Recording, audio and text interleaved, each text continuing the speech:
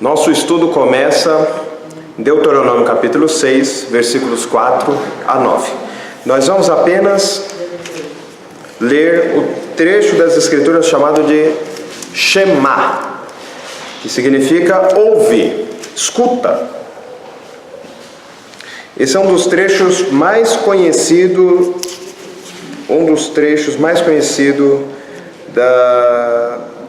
da Bíblia para os judeus. Deuteronômio 6, versículos 4 a 9. Ouve, Israel, daí a expressão Shema, ouve. O Senhor, nosso Deus, é o único Senhor. Amarás, pois, o Senhor teu Deus de todo o teu coração, de toda a tua alma e de toda a tua força. Estas palavras que hoje te ordeno estarão no teu coração. Tu as inculcarás a teus filhos e delas falarás assentado em tua casa e andando pelo caminho e ao deitar-te e ao levantar-te. Também as atarás como sinal na tua mão e te serão por frontal entre os olhos, e as escreverás nos umbrais de tua casa e nas tuas portas. Pois bem, o livro de Deuteronômio, além do registro do Shema, que é ouve, pois, ouve Israel, o Senhor nosso Deus é o único Senhor, amarás, pois, ao Senhor teu Deus, que é conhecido como o grande e o maior mandamento, inclusive falado pelo próprio Cristo. Qual é o maior mandamento? Quem perguntou? Amarás o Senhor teu Deus de todo o teu coração, de toda a tua alma e de toda a tua força. Amarás o Senhor teu Deus. Pois bem, o livro de Deuteronômio, ele é o registro dos discursos de Moisés quando eles estavam nas colinas de Moabe, caminhando para adentrar a terra prometida, notadamente atravessarem o rio Jordão. E Deus já havia falado para Moisés que você não vai. Para Moisés, você não vai. Sobe, no final do livro está escrito, sobe na montanha, você vai ver a terra, mas você não vai entrar na terra. E Josué começa exatamente com eles entrando na terra prometida. Pois bem, o bem-estar deste povo, como inclusive eu preguei no domingo passado, no capítulo 4 de Deuteronômio, vou apenas fazer menção. Se você não ouviu a mensagem, nós publicamos hoje, disponibilizamos hoje no canal do YouTube. Aliás, recomendo que os irmãos se cadastrem lá, caso não estejam, porque eu não vou ficar mais também mandando tantas vezes, no Facebook e tal. Por isso eu estou recomendando, já fica... Fique inscrito lá, porque aí vocês já vão acompanhando. Isso, na mesma hora. Como dizem aqui as pessoas nesta região do interior de São Paulo, é uma belezinha. Pois então. Então quem perdeu, procure lá o sermão sobre Deuteronômio capítulo 4. O que Deus está falando?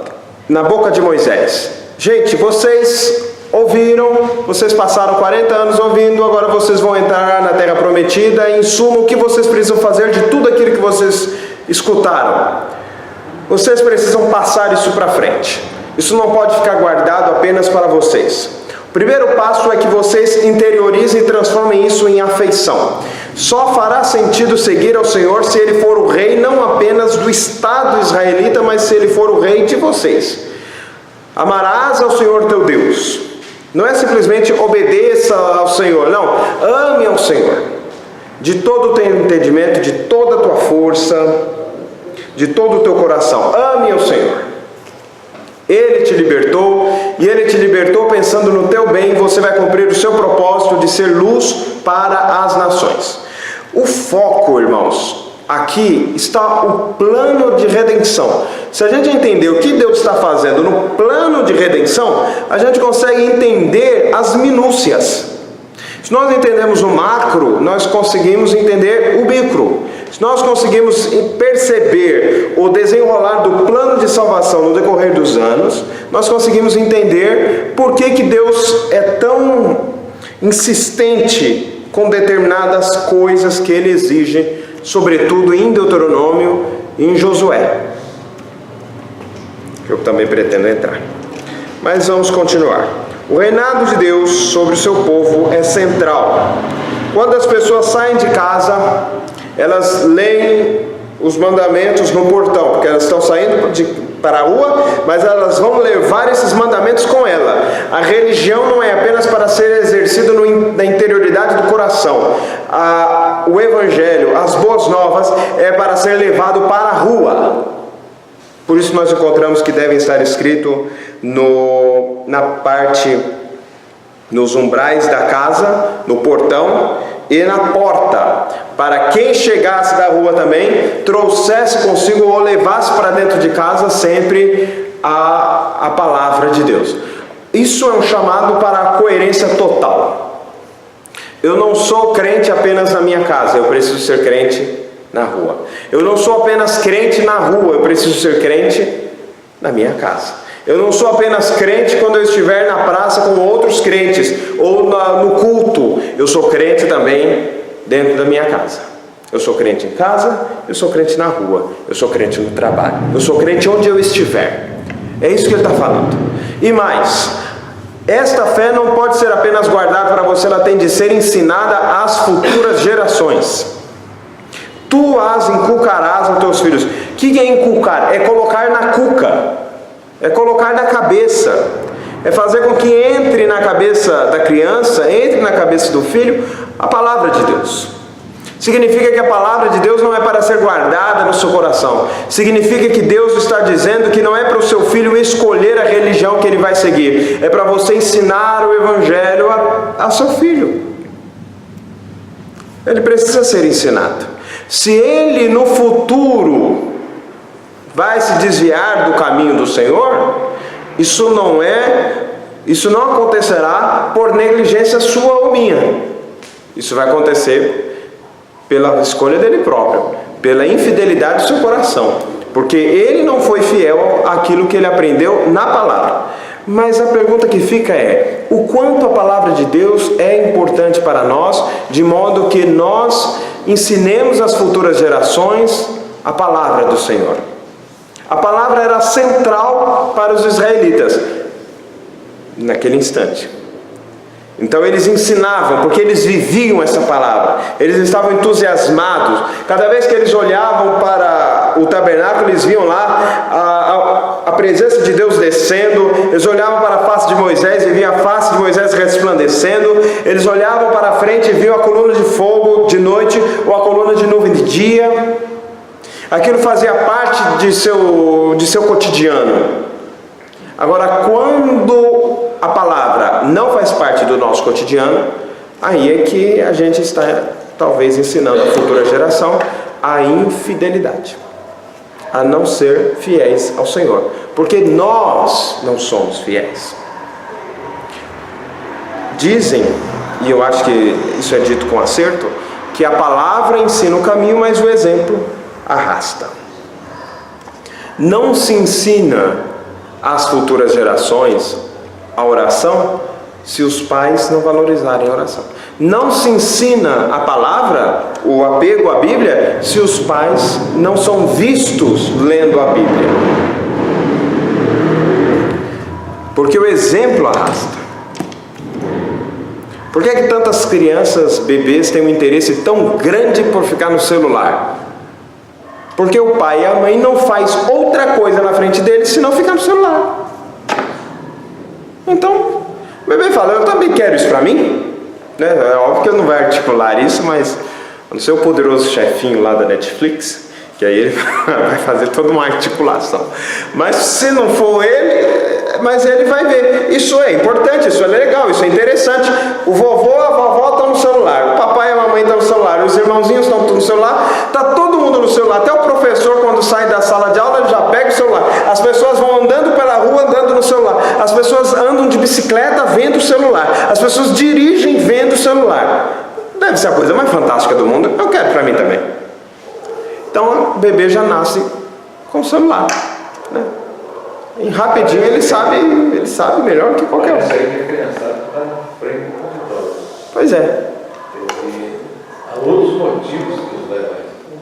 Facilita muito, é muito fácil para eles. Eles gostam disso, eles não gostam de coisa séria para pensar, gostam de coisa pronta, fofocar, aquela coisa toda.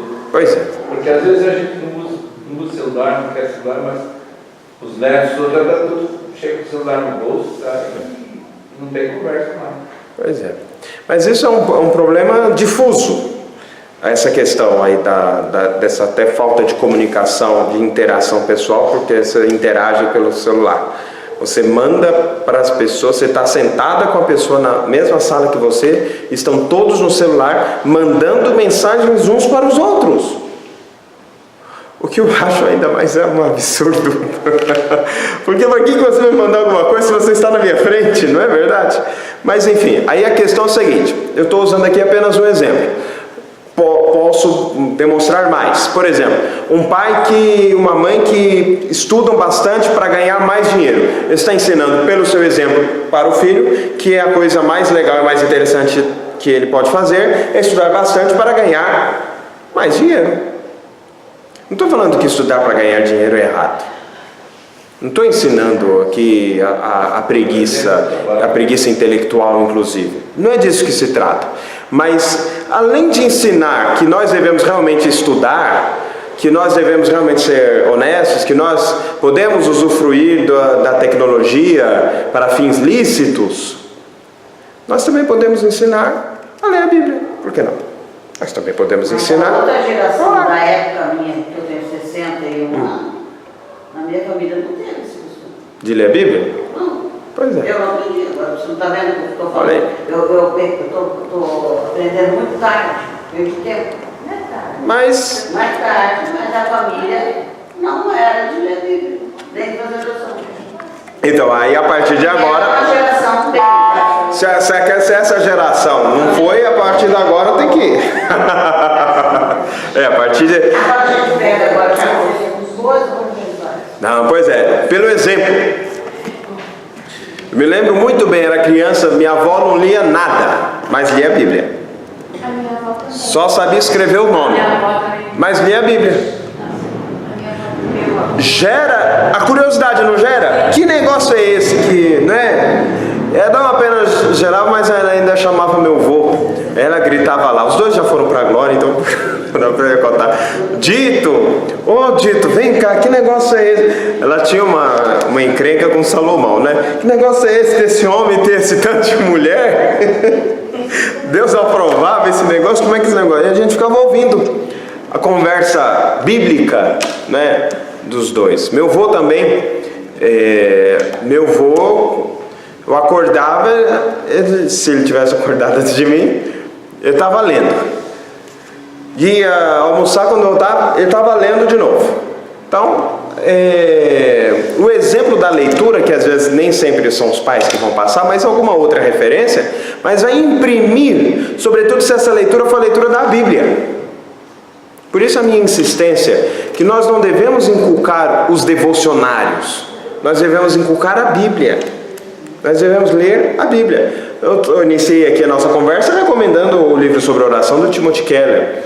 Nós estamos aqui lendo o Drama das Escrituras do Michael Gorin.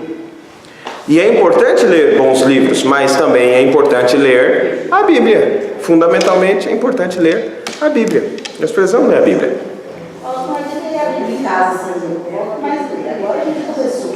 Certo. A gente na igreja, assim, na escola de cal, ele tem um lado dele, nasceram assim. A gente ia na escola de cal todo sempre foi. E a minha às vezes não comenta, né? A gente está na igreja para você lá. Em casa sempre foi desconectado. A gente nunca foi. Isso. A escola vira, a escola dominical, sim.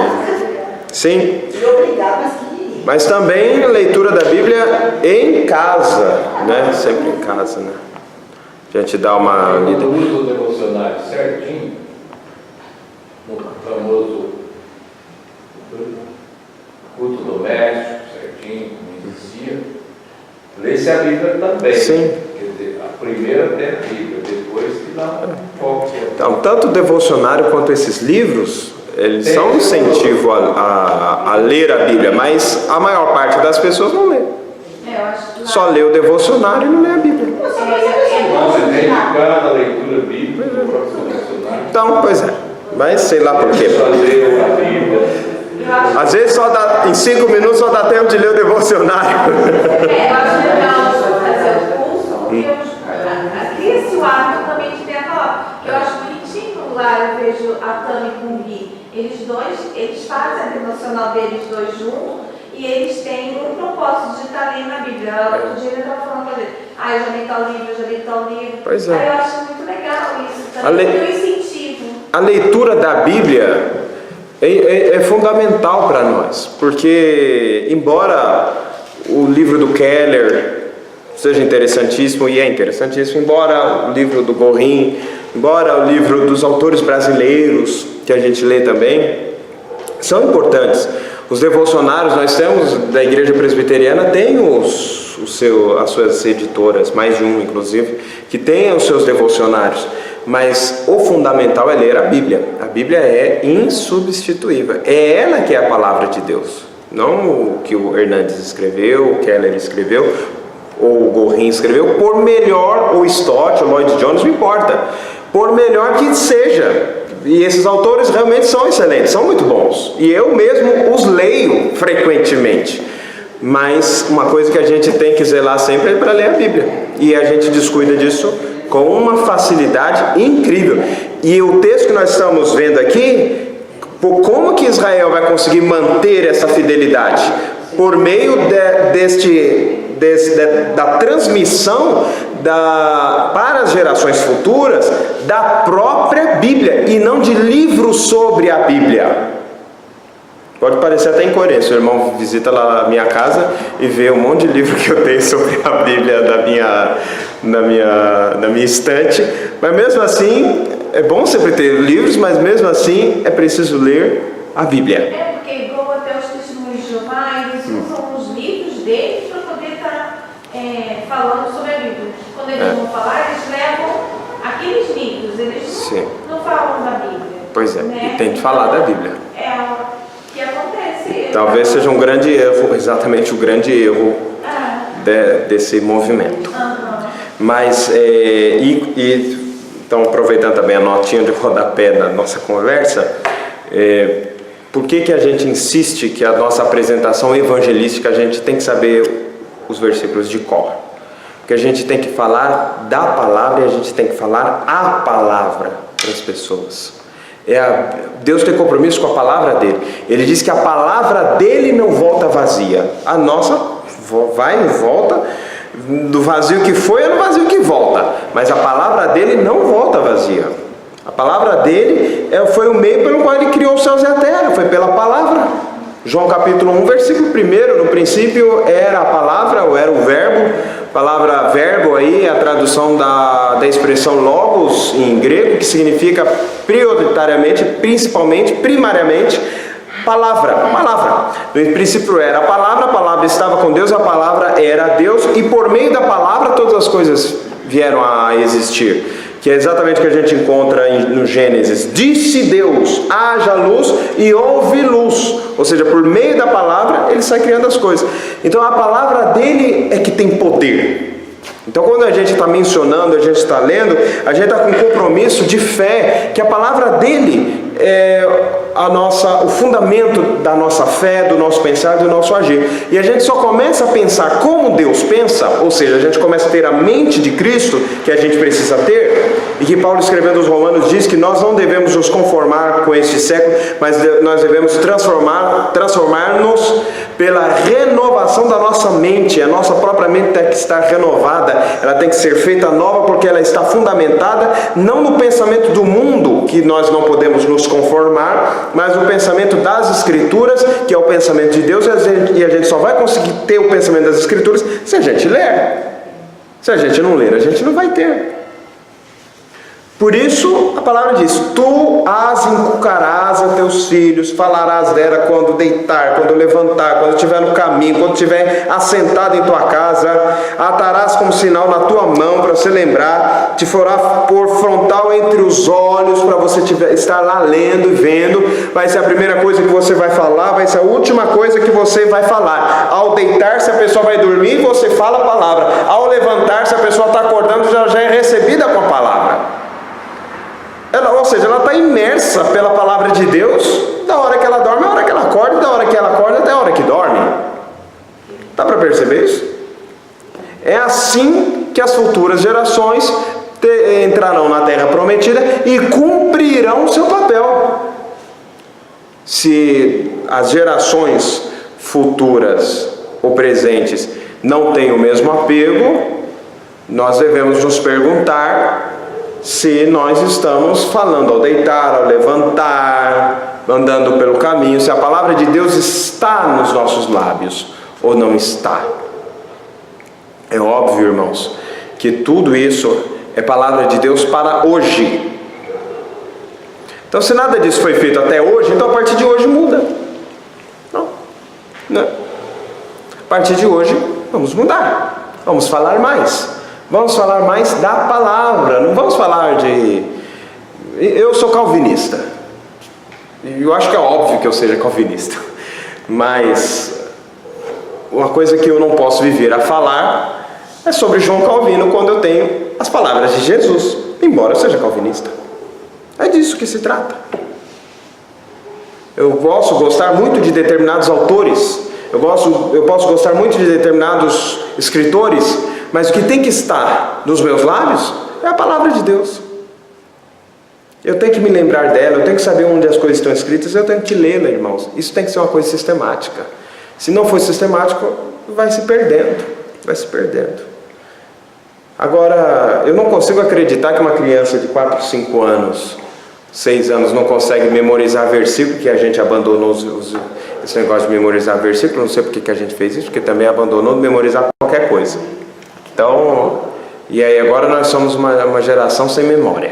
Mas André, na escola dominical fazia isso chamado, a gente tinha que falar o versículo. Então, mas aí, e tem que cobrar, tem que memorizar. A gente tem que saber os versículos de cor. Não pode ficar só no Jesus chorou e não matarás. Embora a gente consiga realmente memorizar com uma facilidade incrível, a gente tem que memorizar, sabe? Pode ser que às vezes falhe, a gente confunde, eu mesmo confundo os versículos bíblicos, eu misturo um versículo do outro, mas a gente tem que ter uma noção das coisas, né? E não pode inventar versículo, não. Faça a tua parte que eu te ajudarei. Tem gente que cita isso como versículo. Deus ajuda quem cedo madruga. Onde você que Bíblia que você encontrou um negócio desse? Né? Eu acho que essa questão do versículo, da gente decorar e fazer isso, é mais ou menos uma relação de escola secular com a casa. A criança, ela vai estudar na escola, educação em casa. Mesma coisa, a educação cristã não é somente na igreja, a criança tem que estar no berço. Você vê, por semana, quantos dias uma criança passa na nossa igreja? Só no domingo. E algumas se passa de manhã, não vem de noite. Se vem de noite, não vem de manhã. Mesma coisa lá na Betel, vai na terça, mas são pouquíssimas horas. Então é dentro de casa. Se não for o pai, a mãe, o avô, a avó, sei lá, o responsável, não adianta, porque no domingo é pouco tempo. Mesmo que tenha de manhã e de noite. A dificuldade que essas famílias certinhas, estruturadas, Sim. não existem, são mínimas.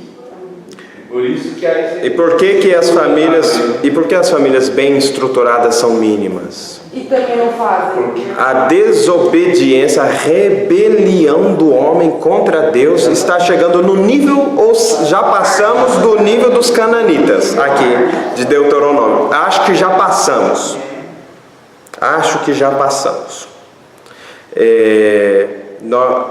O mundo está perdido, agora a igreja não pode estar perdida.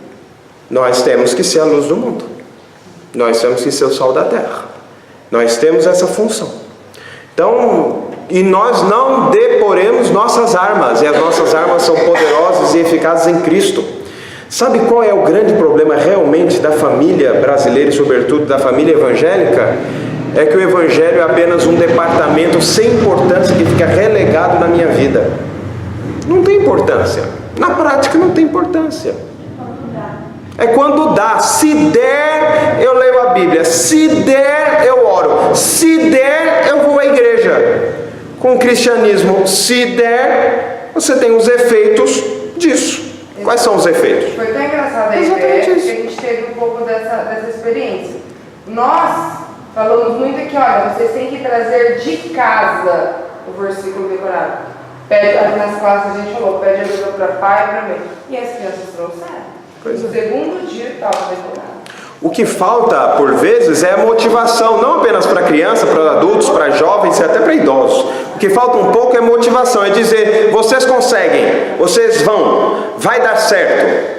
Você tem um cérebro que funciona. Se você consegue falar e andar ao mesmo tempo, é porque as coisas estão andando bem dentro da sua cabeça. Tá tudo jóia, tá funcionando. Então memorize, decore, fale, converse. Os irmãos já perceberam que nós, os presbiterianos, somos ruins de evangelização? Porque na prática, há entre nós, inclusive, muitos universalistas. O que é universalista? Na prática. Pode ser que na hora do discurso, não seja. Mas na prática, tem muito universalista que pensa que no final das contas Deus vai salvar todo mundo e vai dizer, é tudo brincadeirinha. E Jesus morreu à toa. É tudo brincadeirinha. Realmente, há que se pensar o tipo de cristianismo nosso. Há que se pensar. Há que se pensar. Se o nosso cristianismo é só dentro da igreja, ou é para fora também? Se o nosso cristianismo é nos negócios, ou é só na hora do louvor? Uma vez por mês. Tem crente que vai uma vez por mês ao culto. E não sente falta. Isso aqui é o incrível. Não sentir falta. Como pode? É óbvio que nós encontramos em Deuteronômio, juízes principalmente, Números, a gente exatamente fazendo a mesma coisa naquela época. A mesma coisa, desde aquela época. Por isso o Senhor Jesus Cristo fala, porventura o Filho do Homem achará fé na terra quando voltar? É a coisa como descamba. Está horrível. E se nós, quando a gente fala, irmãos, presta atenção, quando a gente recebe famílias desestruturadas na igreja, a igreja de Jesus, e o Evangelho existe exatamente para as famílias desestruturadas. O Evangelho existe para isso, para restaurar, para transformar, para abençoar. Os doentes. É para os doentes, não para os sãos. O Evangelho vem trazendo essas pessoas e vai transformando essas pessoas.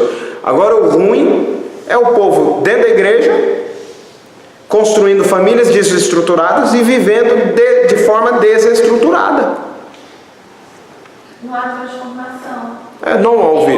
Não houve transformação e muito menos há um compromisso. Há uma religiosidade formal. Ele é presbiteriano não praticante, como poderia ser batista não praticante, como poderia ser católico não praticante. É que a igreja acaba virando um clube. A pessoa vem, não tem nada para fazer. Eu vou à igreja. E é uma forma interessante, como ele diz, eu vou à igreja. Se os irmãos repararam, quase se eu uso isso aí é por descuido. Porque a igreja, eu não vou à igreja se eu sou a igreja. A igreja não é um prédio. A igreja não é um templo. E quando eu oro a Deus, eu não falo, Senhor, abençoe a minha igreja. É, Senhor, abençoe a tua igreja. A igreja é tua, não é minha. Quando é o teu povo, quando daqui a um tempo, não importa se o meu pastorado aqui será longo ou curto, eu também não sei quanto tempo de vida tenho eu, é o Senhor que sabe. Uma coisa eu sei, que o meu nome vai sumir como a dos outros pastores que vieram antes de mim. Tem irmãos aí que os irmãos nem lembram o nome do pastor, e tem pastor aqui que os irmãos nem conheceram. Talvez os mais idosos os conheceram. Ninguém nem sabe mais o nome. Mas o nome de Deus está aqui nesse povo. Então é o nome dele que é honrado pelas nossas ações, ou é o nome dele que é desonrado também pelas nossas ações. Então é esse compromisso. O livro de Deuteronômio vem mostrar exatamente isso, este compromisso. Vocês viram o que aconteceram? Vocês vão entrar agora na terra prometida. Cuidado. Vocês têm um papel no mundo a cumprir. Cuidado. Nós vamos enfatizar um pouco mais esse papel no próximo livro, que é o livro de Josué. Na verdade, a gente acabou enfatizando mais um aspecto aqui que não era bem a pretensão original, mas ficamos bem. Mas muito bem. Isso, meus irmãos, não é para que a gente fique assim com caraminholas na cabeça, pensando, quanta coisa eu errei. De fato, a gente erra, todo mundo erra e é assim mesmo. A questão é, a partir de agora, eu vou mudar ou eu não vou mudar? Eu vou ser transformado ou eu não vou ser transformado? Meu dia vai continuar a mesma coisa ou vai mudar alguma coisa? Eu estou advertido, eu ouvi o Shema. Ouve, ó Israel, o Senhor teu Deus é o único Senhor. Amarás ao Senhor teu Deus. Aí você está ouvindo. Essas palavras que hoje eu te ordeno, tu as falarás. Você está ouvindo. Você leva com ela para a rua a palavra. Você traz com ela da rua para dentro da sua casa. Isso aqui dá uns 1000 sermões só nesses versículos, né? Mas a gente tem que pôr em prática. Amém. Deus assim nos abençoe.